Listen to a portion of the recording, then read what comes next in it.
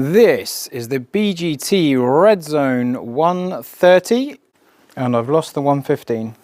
And I'm comparing it to the Redzone 115.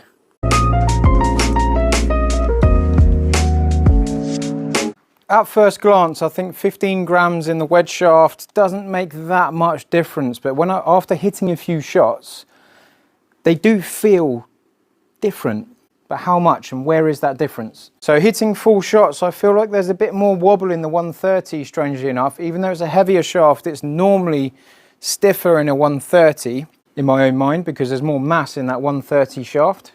But the 130 definitely does feel like it's got a little bit of wobble, a little bit of feel in there that isn't bad at all.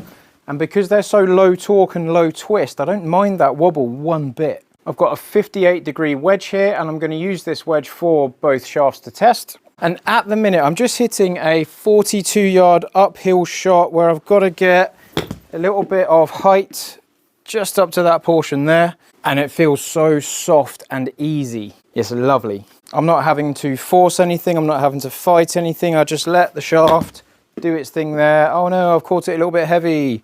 Fine. But it does feel really, really good.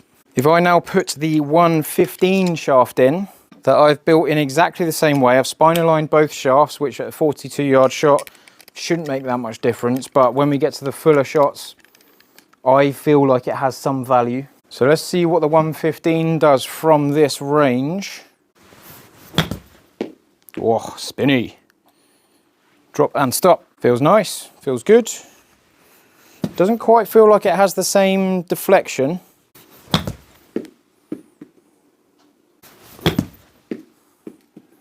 Nice. And I know this is only a 42-yard shot, but it does feel just a little bit more rigid. It feels lighter, but it feels like it hasn't got as much bend in it, which I wouldn't expect from just the weight on the shaft. So we'll see how that transfers when we get up to fuller shots.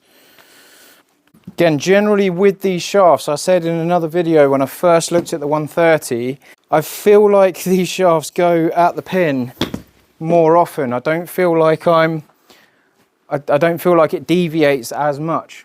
Again, you could put that down to the low torque element of these shafts. As we come down from the grip, we've got this really thick, chunky bit here that then goes into a smaller shaft. This is a bit more normal size-wise as it gets into the head. So going into this thicker bit of shaft at the top, it's really designed to reduce the torque and the twist. Maybe I feel like that thinner part of the shaft down there still has a bit of bend in it, so you get loads of feel without extra twists, which is a killer combination. Oh, fatted it. Okay, release that a bit more. Now it feels different to the 130. Doesn't feel better or worse, it just feels just that little bit more rigid. It doesn't feel as wobbly. Sometimes you catch one off center on the 130, you can feel it deflect, but the ball still finds itself going towards the target. Yep, lovely, lovely. A little movement to the right, which is kind of cool. Yeah, it's just nice.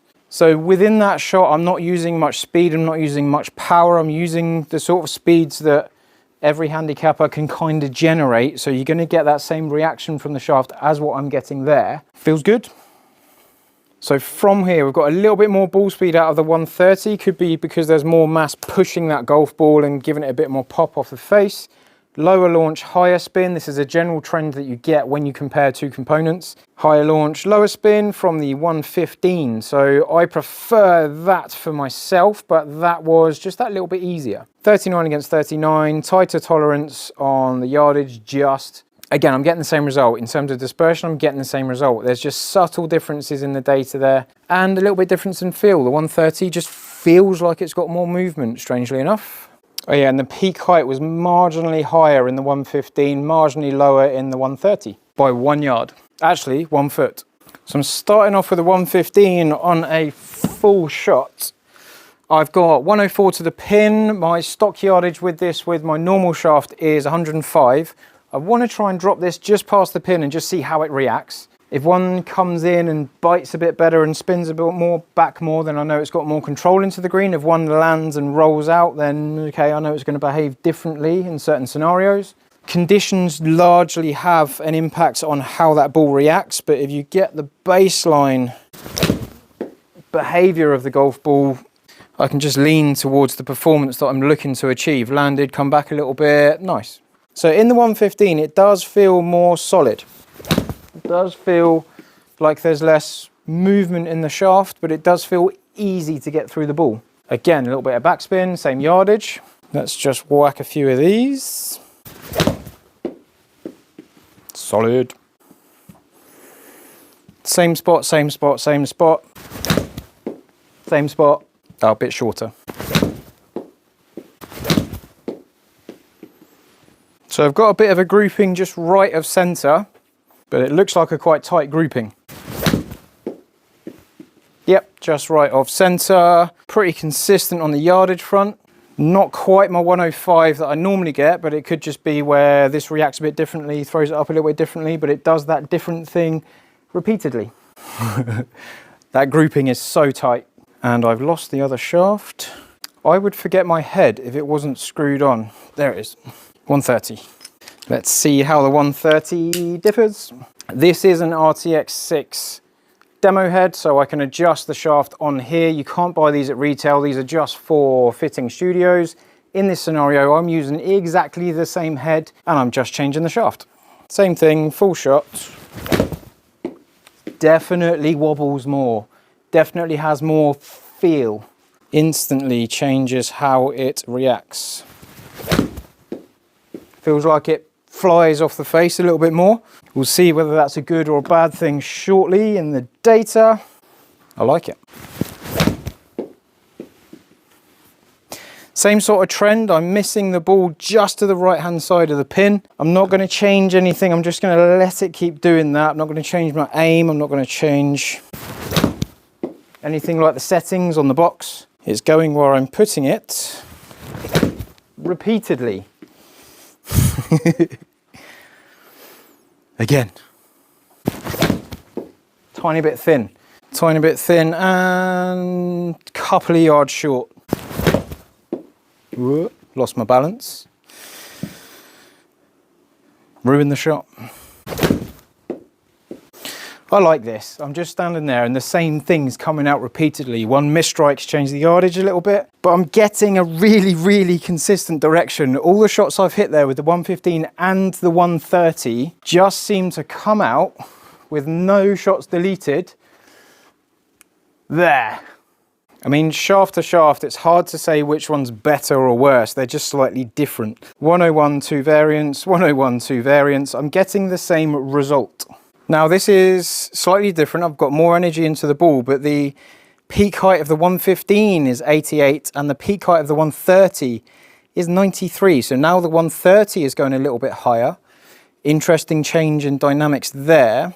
So as I put more energy into the ball, the 130 maintains its extra ball speed. It maintains that extra launch from the face. It's launching a little bit higher now, whereas it was lower on the smaller shot. Again, we've got the same result. Dispersion rings there are quite similar to one another. One just leans this way, one just leans that way. Slightly bigger ring on the 115, but not enough to go, oh yeah, that's better. Not enough to change a decision. If we go back to the table, we'll see the spin rates. So again, spin with a tight tolerance is 10,684 against 10,700. It's not noticeable, the difference there at all. Just a slight change in height and just that little bit more energy in the ball. And to be honest, between those two shafts, the 115 and 130, I'm not noticing a massive difference in data. 130 just has that little bit more feel. It feels like there's a little bit more bend and release, that like little wobble on the off-center hits. It feels like it's propelling that ball with a little bit more speed, which it is just, but the result is ultimately the same. I like this shaft in either weight. It's just something different to the norm. Yes, it's more expensive, and I think if someone has a slower swing speed that doesn't quite have as much energy in it as me, like if I put less speed into it, it still feels nice. It still pops off the face pretty good. And just for argument's sake, I'm just going to put this down here. So this is a thing that lets you line up to the target relative to this box. So if I put that box at different angles, it will change where the ball goes. If I put this stick down going towards the target there, and then hit a shot again, then I'm still going just right at target. So I haven't proven any points there whatsoever, and I've just wasted 20 seconds of your life. And if I need to like put the ball at the back of my stance and flight one down, I can definitely flight one down with no hesitation. The shaft behaves itself quite nicely. So I brought my peak height from 90 yards or 90 feet down to 53 feet without going, ooh, can I strike this? It's still nice and easy. These are still really helpful shafts. I really, really like them. And that little group there, that little concentrated area of shots there is precisely why I love these shafts. Same spot. Same spot, same spot. Lovely. With the standard shafts in a wedge, I normally have to go flatter in the head to bring the ball flight out right because I flip them left a little bit easier. Don't have to worry about that with this. This is a standard lie angle and I'm hitting it just right of center. That's exactly what I want to see. That's exactly what my brain wants to see the results in the shots do. But stay tuned. Next video out is Redzone against Axiom. I'm about to record that right now, so it will be following this video. Stay tuned if you want to see that. There are a few comments from another video that are requesting it. So stay tuned and I'll see you there.